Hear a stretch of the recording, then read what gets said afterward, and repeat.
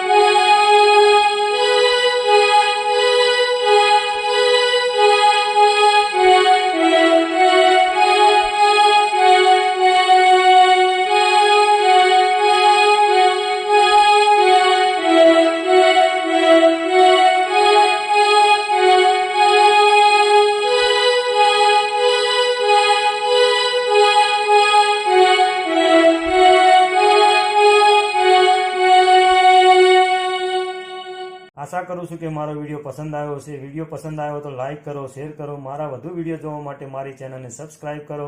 જય શ્રી હરિ, જય મહાકાલ, જય માતાજી મિત્રો।